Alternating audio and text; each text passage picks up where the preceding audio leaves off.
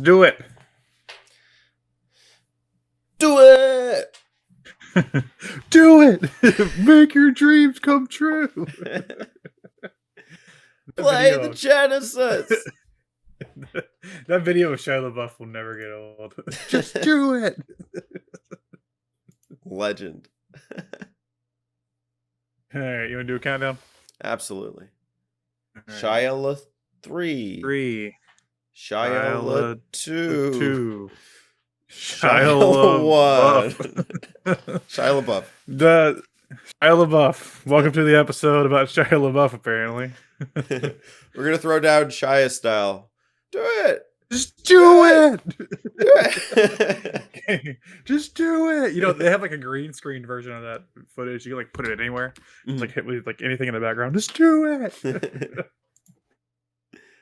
What am I going to do? Just do it. It. Welcome back to the Turbo Throwdown, everybody. Whoop, whoop. This is episode 3 of season 1. This is confusing now. This is the fairest matchup. So far, yes. last episode, we did Shinobi 3 versus Beyond Oasis. I almost forgot the name of the game. And, of course, Shinobi 3 took the crown, because how could it not? Congrats, Joe. Congrats, Joe Musashi. Joe Musashi.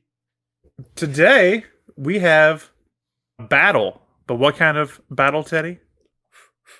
Battle of the beat 'em ups. Oh yeah, time to hit him down, hit him around, beat him down, and beat 'em ups. We got the classics for the Genesis and the arcades, but specifically the Mega Drive versions on Sonic's Ultimate Genesis collection of Golden Axe and Streets of Rage. Alex is holding it up, thankfully, because I don't have my copy. Two of the, this is arguable, but I think outside of maybe like Sonic 1, these two might be two of the most ported like Sega Genesis titles. And maybe, I could be wrong there. Maybe like Altered Beast. I don't know, but for good reason. These are like two staples of like Sega's classic Genesis branding. That's true. You know, the first way I played this was the Sega Genesis 6-pack, which I saw your review, and then I ordered a copy way, way long ago. Me? You. Yes, you. Yeah, that collection had both Golden Axe and Streets of Rage on it, and it's a great little compilation of games. Indeed. So, I'm representing my boys over in the high fantasy Conan the Barbarian aged land of Golden Axe. And I'm representing the 80s ex-police boys and girl from SOR. It's a rage. You're raging in the streets. I'm raging inside. It's not Rage Against the Machine, it's Rage Against the Streets. Oh, there's a can on the ground. Rage. Rage. So how do we do these? I guess I'll go first, right? Yeah, I'll just give a little synopsis for the viewers. The Turbo Throwdown is where we put two classics against each other, and the theme is Sonic's Ultimate Genesis collection. Which game will reign supreme? Which game will beat the other up in a cage match? And leave your vote in the comments below. We may need it. This one's going to be close. I don't even know. I don't know where I'm going either. You know, we're gonna have to hash it out here, and then that's gonna weigh me either way. But, all right, so I guess I will lead the talk on Golden Axe.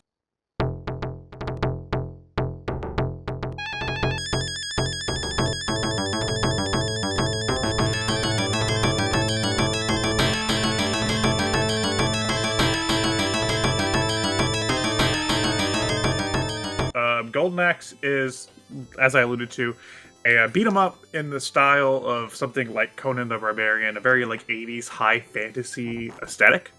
It's a very early beat 'em up, and it's a game by the team that made Altered Beast, so it has kind of like that DNA.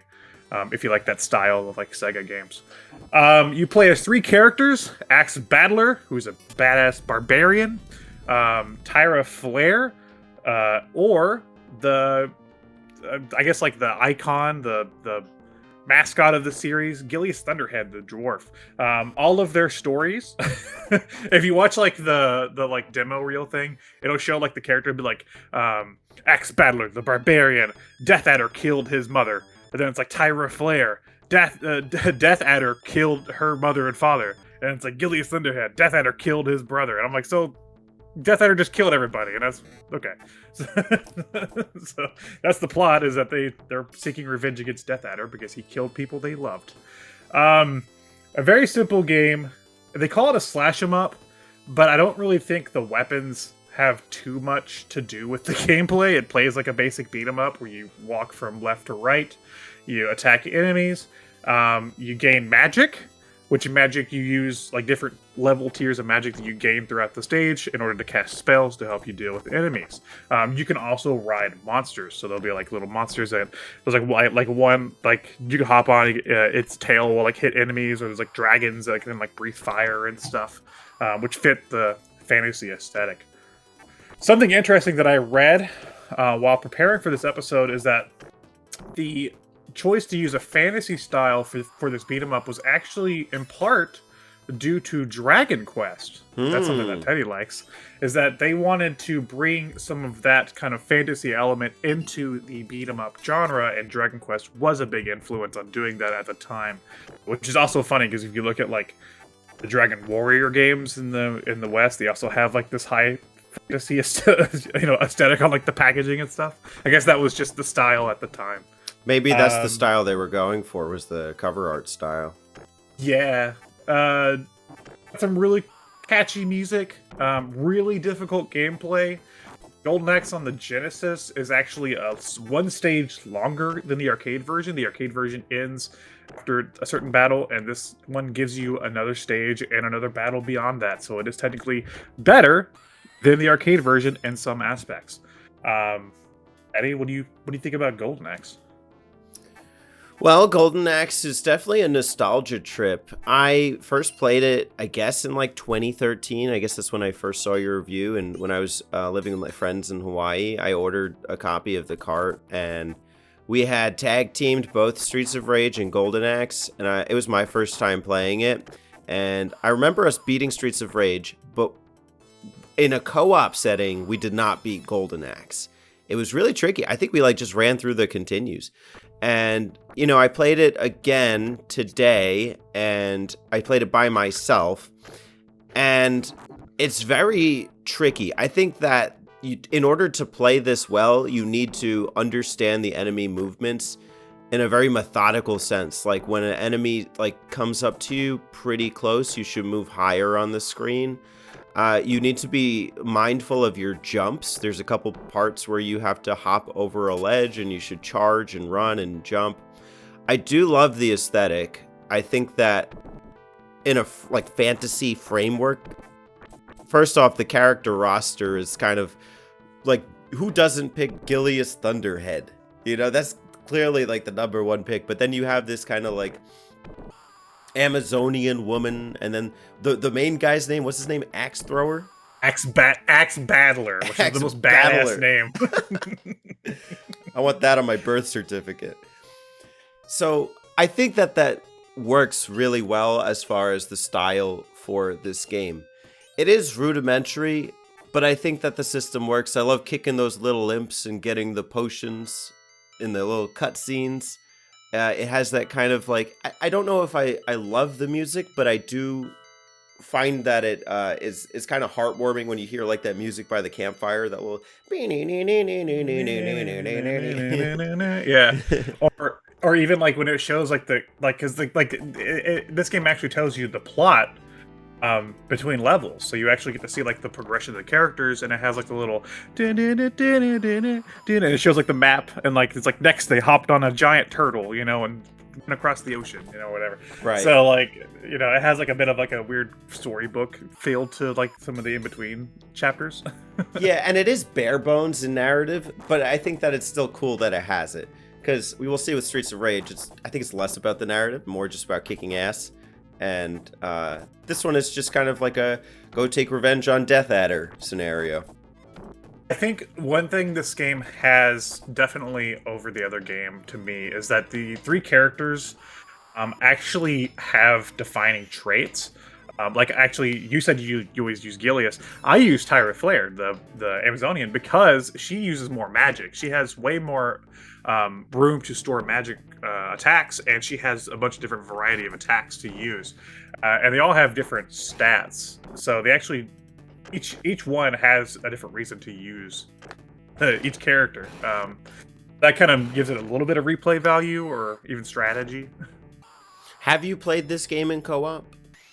Yes, I have. This was actually a game that I used to play with my dad a lot as a kid. This was... It's hard to say because, you know, when you're growing up, you don't really like put a label to things. But I think this could have been like my first beat 'em up. It was Golden Axe, and I have a deep nostalgia for this game. I guess for that reason, because I have like that attachment of playing it with my dad. I remember being very young, and like the second level when you go into the town and the people, run by, they're like, ah!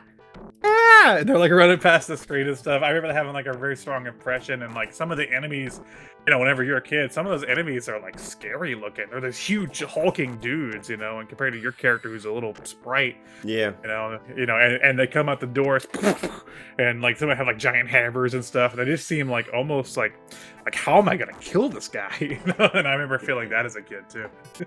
Yeah, it's surreal too when you get to the credits and then you see like the people that you beat and like they weigh like 2 to 3 times as much as you. Yeah. It's a heartwarming game. I do like those kind of like little visual cues. From a narrative perspective, I appreciate it.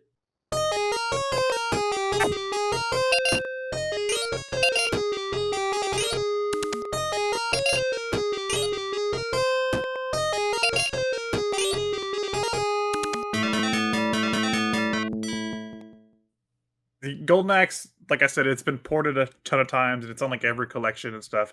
If you're buying a Sega product, Golden Axe is gonna be on there, and there's a reason why. Absolutely. Pass the torch. Speaking of reasons why, I'm gonna tell you why Streets of Rage is worthy of the genre beat 'em up, because this one kicks some serious ass.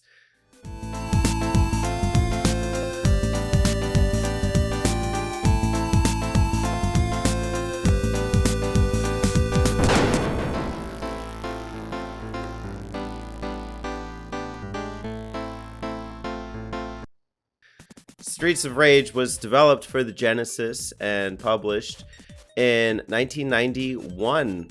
We got it about a month later from Japan in September, and Europe got it after us in October.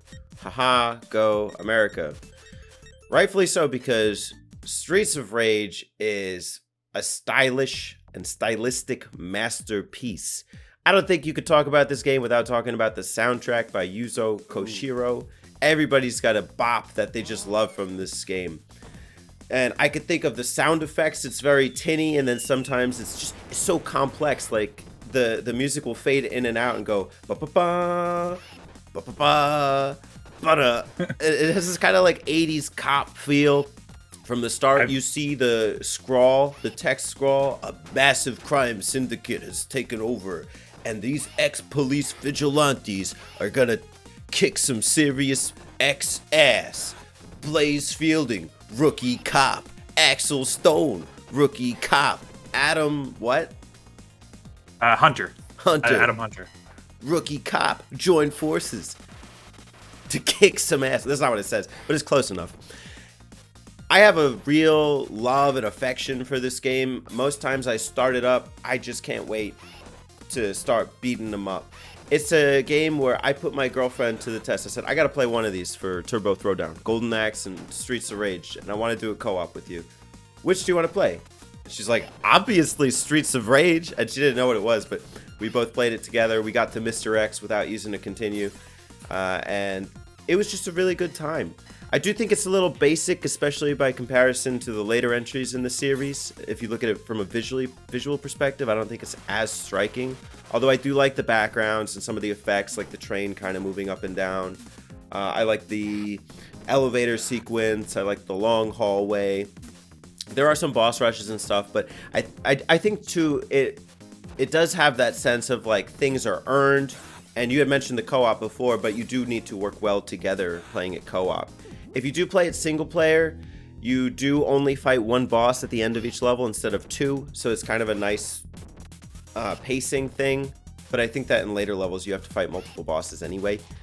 I just love this game. I love the style. It plays very well, and it's not like a clone of Golden Axe. You know how Golden Axe, it's more like it has its own combat system where it's like you can run and charge, or you can kind of do a jump and slash.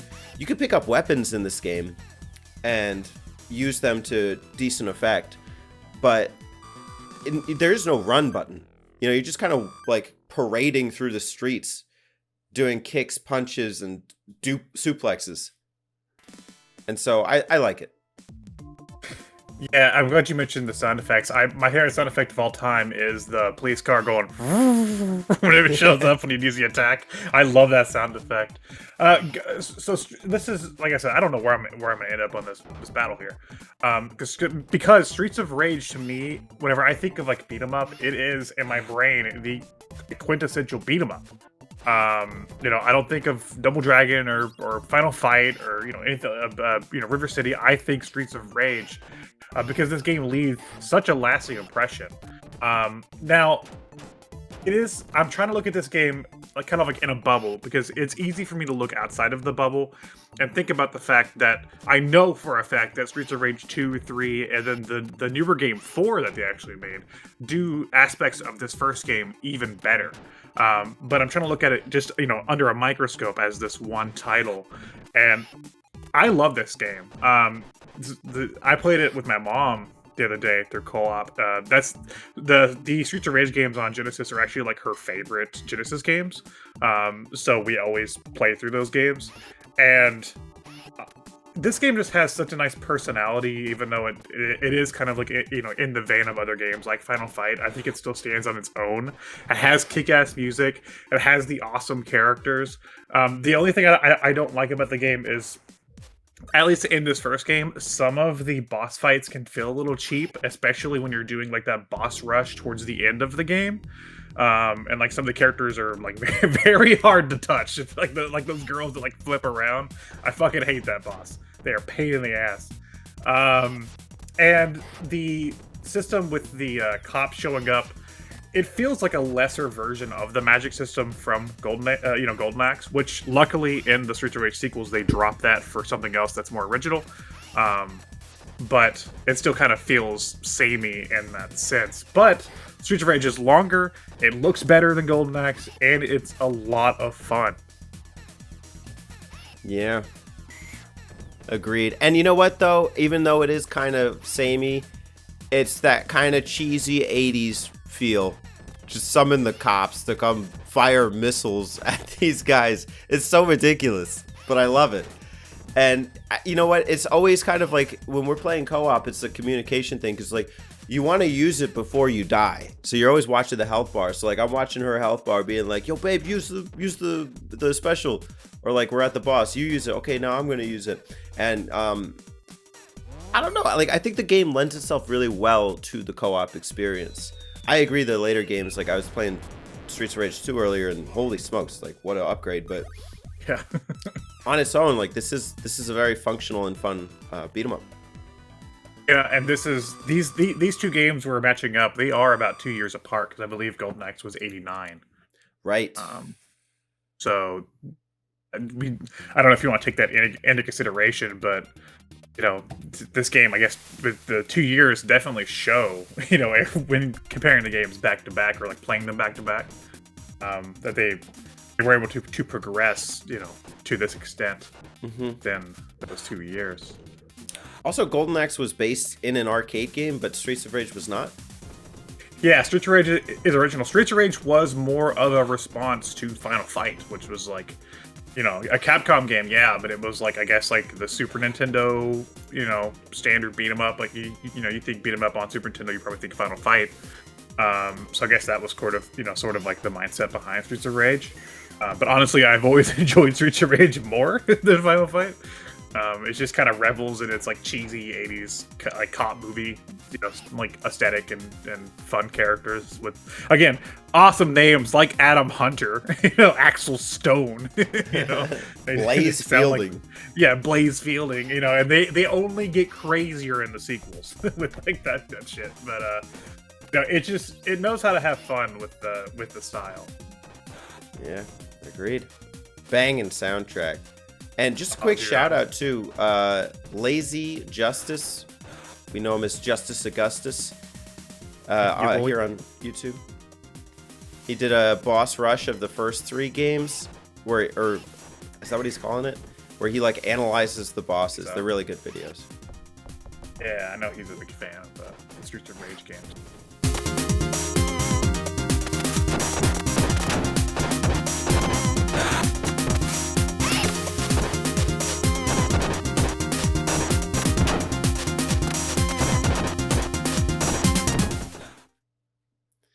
All right, let's go pros.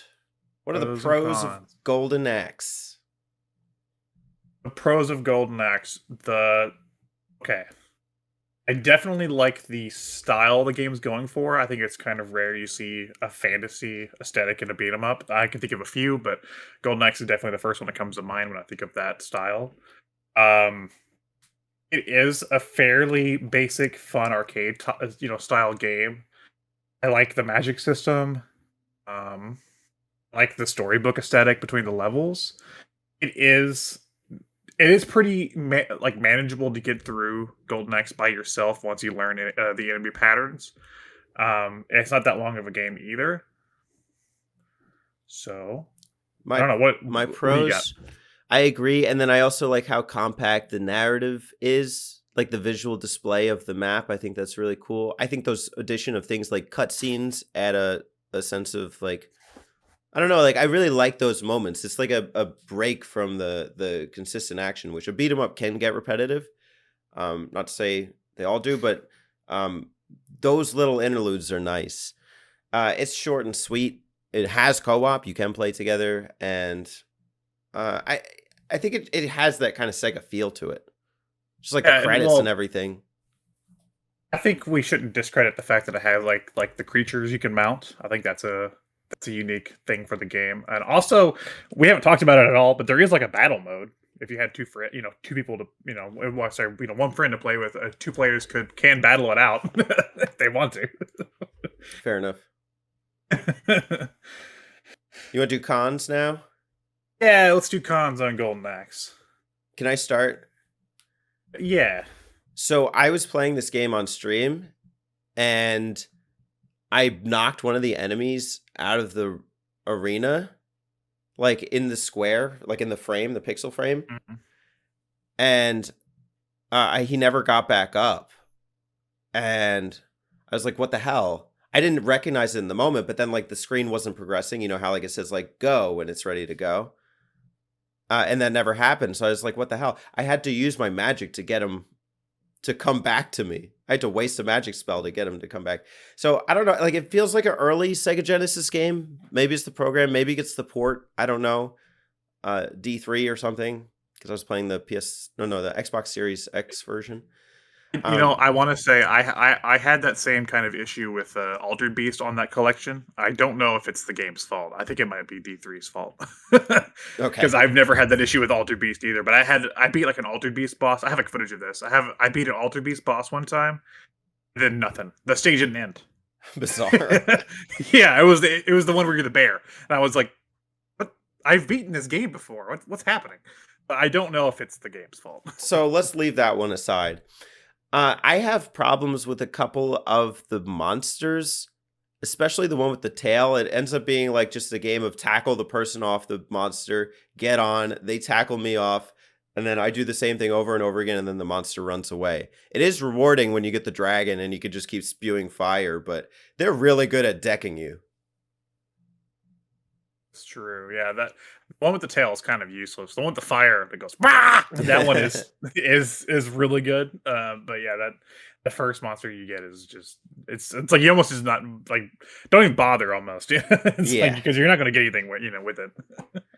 I have some problems with the reach of your weapons, especially compared to some of the bosses. Their swords are like twice as big as your body, and then like your axe can't reach them. So you have to be very strategic in how you move up to them. It's just a very you have to be meticulous in how you play, which I mean, I guess it's good in a gameplay sense, but also beat 'em up, I just kind of want to mash it up. I don't necessarily want to overthink my moves. Yeah. And I do think like maybe the enemy variety is a little lacking. After a while, they started just kind of recolor all the enemies. I guess both games do that, but I think in Golden Axe it's a little more prevalent for me because like you sort of end up fighting like, oh, it's the same guys from level one, but now they're like red or now they're like black. You're like, oh, okay, you know. So I think the enemy variety is a little lacking in Golden Axe. Yeah, I mean, when the difference between, a gold uh, a warrior and bronze warrior is like just a little bit of health, like, yeah, okay. Yeah. Streets of Rage. What are the pros? Bopping soundtrack, definitely. We have to put that up there. um, it has a personality that is uniquely its.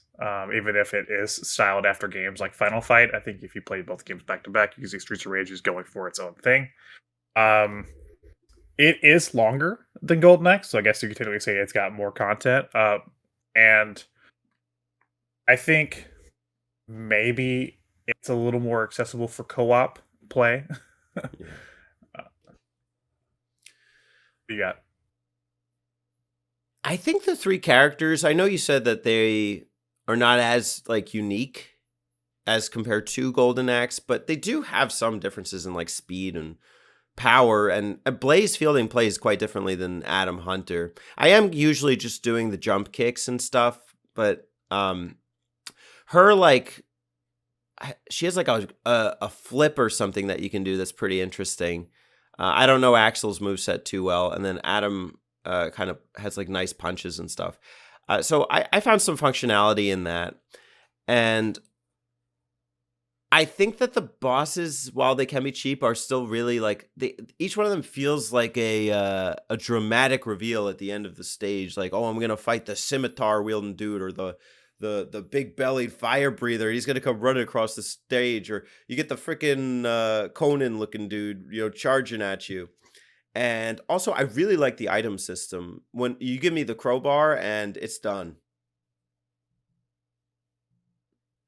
I think this game is a little more forgiving than Golden Axe as well with the health and like earning lives. You can earn extra lives if you just fucking score points in this game, and it is way more forgiving in that aspect. I do like the weapons. I think like getting like the pipe and then like just fucking smacking all the enemies with the pipe can be super fun. It's like very rewarding, even though it doesn't last a very long time. It is fun while it lasts. Um, and I also like the levels. I like the backgrounds and stuff. I like the level where you're on the beach and the water's kind of like washing up in front of you, or like the level where you're like on like the boat and you can see in the background like like the city in the background and stuff. I do think like even though they were kind of like stuck to the confines of like a city for the theme as opposed to like a fantasy setting, they did what they could with that setting. Mm. Yeah, and you know what? It kind of like I keep going back to the feel, but like just seeing a ninja jump over the boat and drop out of nowhere is like, what the hell? Like, it's great. Cons for Streets of Rage. Cons. Streets of Rage. I could start. Again, I'm trying to. It's you start because again, I'm trying not to compare it to like Streets of Rage 2 or 3 because it's in a bubble right now. I know the backgrounds look nice, but the enemies look very pixelated. So for being a 1991 game, it does leave a bit to be desired. Some boss repetition, which isn't necessarily a bad thing. It's just that it doesn't like significantly change later when you go up to them. So, and then like in the hallway segment, honestly, I like the hallway segment because you got freaking, those like restaurant like trays getting pushed at you, jumping down the hall. Yeah, They know how to keep the suspense going. But the bosses are cheap too. Like when he's trying to suplex Bongo, I think that's his name. Uh, he does damage to you, and sometimes you can't just by being behind him, you automatically grab him. I did not like the boss rush section. I think that's like my least favorite. I think from starting from the elevator up, I think that's usually like as I'm playing. That's like at that point I'm just trying to beat the game. I'm not like I don't enjoy that section at all. I think the elevator section takes a little too long, and then the boss rush at the end. I don't enjoy that. Plus, some of those restaurant trays just come flying at you off screen. It just kind of blindsides you, and it feels kind of cheap sometimes. You're like, whoa. And I don't think the boss itself is bad with Mr. X, but I think just from the elevator up leading up to that fight can feel a little cheap and long winded. Oh yeah, those girls have infinite health. I didn't have a problem with their mechanics, but like it just felt like I kept hitting them. I did have a problem with Mr. X though, because I don't know, we had not used a single continue up to that point, and then he was just Gatling gunning us, and there were like other enemies on the screen that we were dealing with. And they just kept coming. They were not stopping the respawn. I guess they do that for Golden Axe too, with the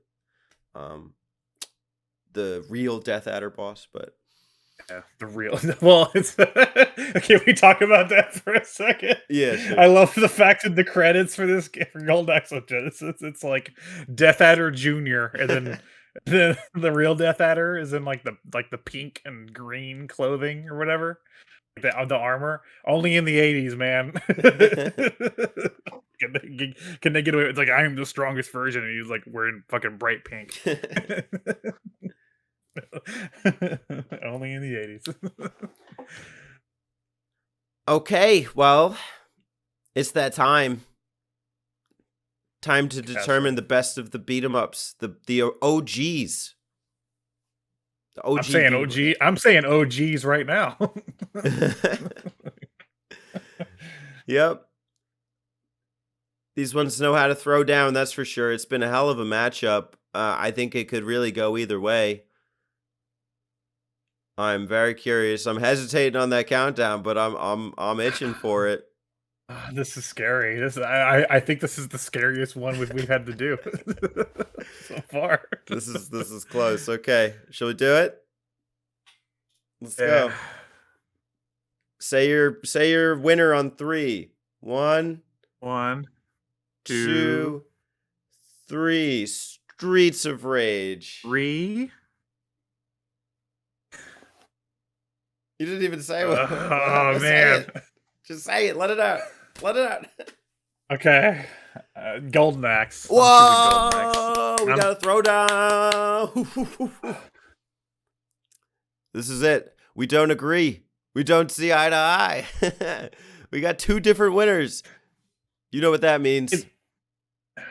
Do you want to explain? So, viewers, this is where you come in. No. I meant like to each other. Like, why did you pick Mr. Rich? You know, I appreciate Golden Axe more, but I'm not at like today than I have in the past. But I'm not at the point where I'm ready to say I prefer it to the original Streets of Rage. I still think that co-op experience is the whole point of why I play a beat 'em up, and knowing that like I can play with my partner or anybody really and get through the game and have a good time. I think the accessibility is important to me.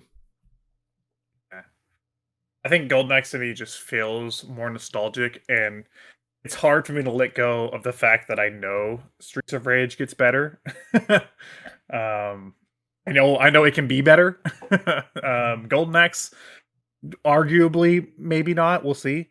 But I have a deep nostalgia for that first Golden Axe, so I'm having trouble throwing it away. Okay. Well, the viewers are going to determine the winner of this throwdown in the comments below. We'll tally all votes and announce the winner on the next episode of Turbo Throwdown. We actually have a couple weeks before we're going to do it because we're going to go into the RPG category. Want to tell them what's next? Next up, we are doing Phantasy Star, the Master System version, versus Phantasy Star 2 for Genesis. Both games are on the collection. Alex will be representing the original Phantasy Star, while I will be representing its sequel. Stay Yeah. tuned. Yeah. And keep in mind while you're casting your votes, I just want you to know that we also eventually, we're not doing it next, but eventually Golden Axe 2 and Answers Rage 2 and Golden Axe 3 and Answers Rage 3 will be matched up. So I guess maybe take that into consideration with your vote and what you would like to see from those matchups. That's right. Listen to your heart. Open your heart. Don't let Golden Axe down. Or Streets of Rage. Come on, represent all my city folk. We're all in our leotards. We're all big, sweaty, muscly men and women. Come on, we live like it's the 80s. 80s Hop on never a dragon. Let's be honest. If there was a dragon in Streets of Rage, I would call the cops. I'd tell them to fire us. After I played through Streets of Rage 1 yesterday, I went back to playing 4 because 4 is just a fucking incredible game, by the way. And you can unlock the older character sprites from like 1, 2, and 3. And I love the fact that the characters from 1 still have that same mechanic where you can call in the cop and they go and they launch the missile and stuff, even though all the other characters from the other games, including 4, don't use that mechanic anymore. It's super funny that they still left that in. It's so cool. Nice. Well, thanks for throwing down. It's a good bout, and it's still going on. Looking forward to these results, Alex. I'm terrified. What is your fear? What are you worried about? I'm scared. I'm scared for Golden Axe. Well, keep your chin up. I'm sure you got some Golden Axe fans out there. Maybe. I don't think it's going to be a clean sweep. I'll put it that way. Thanks for watching, everybody. See you next time.